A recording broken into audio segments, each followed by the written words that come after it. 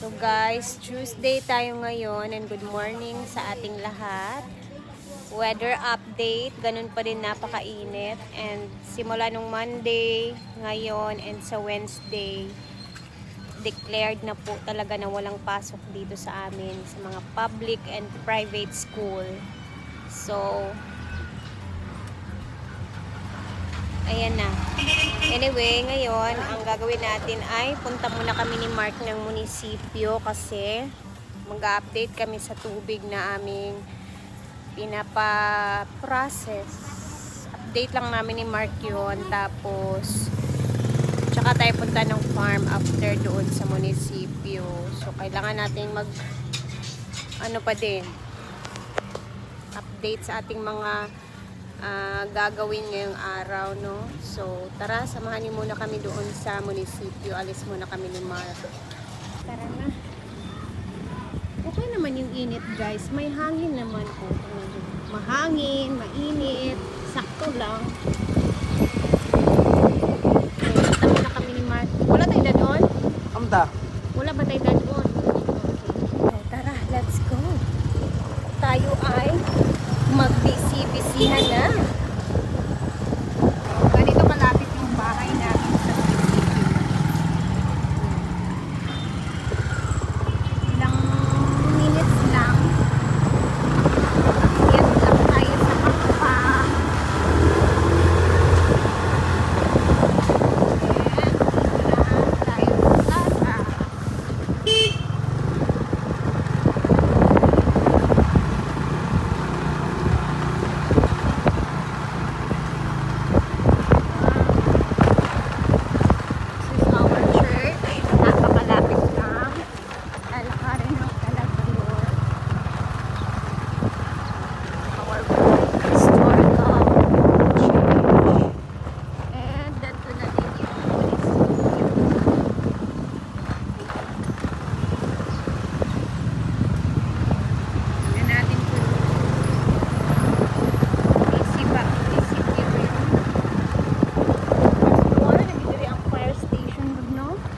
Oh.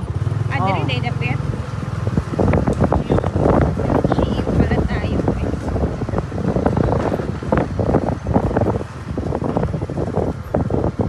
And Center of Senior Citizen.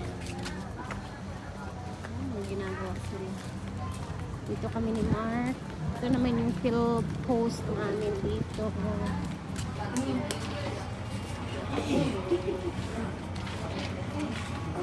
So, kailangan namin mag-update everyday para medyo madali siya, guys. Yun lang. Kompleto naman yung papers na. So, antay mo lang tayo. Guys, tapos na kami ni Mark. So, nagpasked na kami ng seminar. Kaso yung seminar ng tubig, guys, na nasked is next month pa. So, medyo matatagalan talaga yung tubig natin. Kailangan kasi nating mag-seminar sa tubig. Hindi pwede. Depende lang. We'll see. So, update na lang kami sa tubig every weekdays para kahit paano ba na sila. Updated tayo. And then, maganda din siya, guys, kasi taga doon lang din yung engineer na nakausap namin sa LGU. So, kapitbahay lang namin doon sa bahay na pinapagawa natin. So, sige lang, that's life. Kailangan natin antayin kung ano man yung mga schedule nila. Hindi natin yan mamamadali. Diba? Laki ng bahay. So, tara na sa farm. Doon na tayo makikikulit kasi sa bahay naman ngayon wala naman talagang trabaho. Kasi mag-aantay tayo ng sahod bago natin ipatrabaho. So, relax lang muna tayo ngayon. Tignan nyo, guys, kung mainit pero mahangin.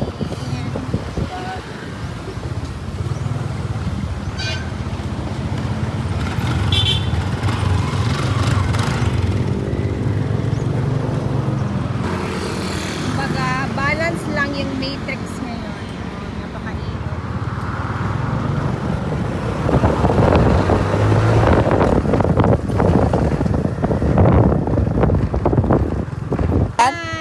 na bagay. Maliit na bagay daw pa doon. Anong hingi ako ng 100 sa kanya. Kahabal yan siya. Ay, te, pagpainit ha. Nuko. Ang lang san pag lechon, puro half lechon lang taga kaon kaya. Di kaya gid siya. Kaya mo yan kasi kailangan magsikap. Kakayanin naman natin lahat, di ba guys? Basta masikap lang. Magsikap lang tayo sa lahat ng ginagawa natin. Kasi kung wala tayong gagawin, ay bay malamang wala talaga tayong aanihin. Kaya kahit maliit, ilaban lang natin. At least meron tayong ginawa araw-araw. Wala uy, yung mga ano ngayon ba, mga negosyo ngayon na malapit sa school, kagaya kay Ma'am Shiji, sarado talaga guys kasi as in nag-declare talaga yung ano namin. Mag-iisang linggo na ata na walang pasok dahil dito sa heat index ba dito sa amin. So kailangan talaga natin. Ako naman, kapag walang pasok, tinatamad ako kasi hindi man ako nagigising ng maaga. So, ayan, time check. Tulay check tayo. Meron ng bago dito, tulay. O, diba, polido agad. Bago. So, kapag walang pasok, tinatamad talaga ako kasi gusto ko umaga magising, may gagawin diretso, pag-asikaso kay Diday. Kaso ngayon, grabe, ilang days na walang pasok. So, late na din nagigising. Kaya nakakatamad, igalaw-galaw. Kumusta ang people? Morning. Or good afternoon na. Udto na.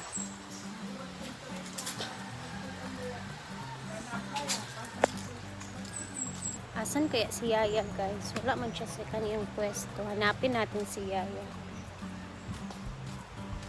It's time for ikot-ikot. Yes. Libot-libot. Kaya si Yaya guys. Hindi ko siya napansin. Tara, let's ikot-ikot muna. Martes, ay si Yaya nag-aano siguro sa basura. Ano siya sa basurahan. Martes tayo, so syempre, napakainit ng panahon dito sa amin eh. Siguro nagpapahinga yung mga tao. Sa kabila, wala ding ingay-ingay. Napakatahimik naman. Nakakabingi yung tahimik. Katahimikan. Diyos ko Lord.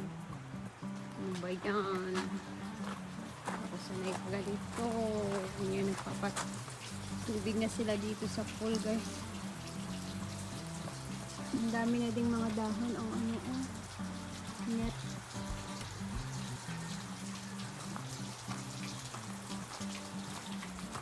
Grabe.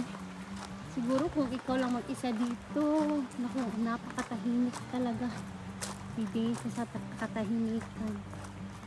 Walang tao kasi kay si Yaya, hinahanap ko. Mamaya, maglilinis-linis na naman tayo. Hanap naman tayo ng maglilinis.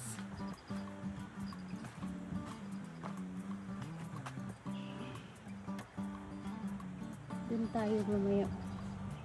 Kailangan meron tayong mga kukunin dyan na mga dahon-dahon na mga ano ba. So habang mainit pa, relax muna tayo. Hindi tayo magpapa ano sa init. Tingnan natin yung palayan. Lamag nagre-repair ng bahay doon. Haba na ng palay. Tingnan niyo yung ipil, oh. Ang laki na.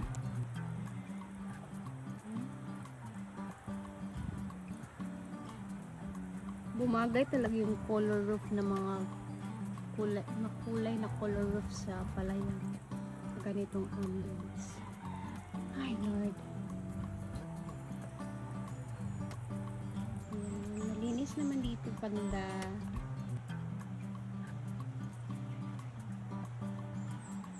Yung mga bougainvillea ni Madam. Healthy naman. Ay, malapit na palang umuwi si Madam, guys. So, ang alam ko, nasa Maynila na si Brenda ngayon. And, ang cute na to. Ibang style ng bougainvillea. Ang alam ko ngayon is nasa Maynila na si Brenda. So, kagabi ata siya nakarating ng Maynila. So, ang alam ko is doon muna siya sa Maynila kasi mayroon siyang hearing na i-attend. Sa Sugal pa din yun, di ba? Hindi pa yun tapos eh. So, doon siya. And then, maybe makakauwi siya dito sa probinsya by 23 na. Hindi ko din alam kung dediretso siya sa Davao. From Maynila, baka bumalik siya Davao, tsaka siya punta ng Hinaguan or umuwi. Kasi sa 24, napakadami niyang appointment din. 3 ata yung lakad niya sa 24 dito sa amin. May promotion din siya. So, busy talaga si Madam. Oy, sana matapos na yung problema niya sa hearing niya sa Sugal ba. Kasi wawa naman yung Madam namin, guys.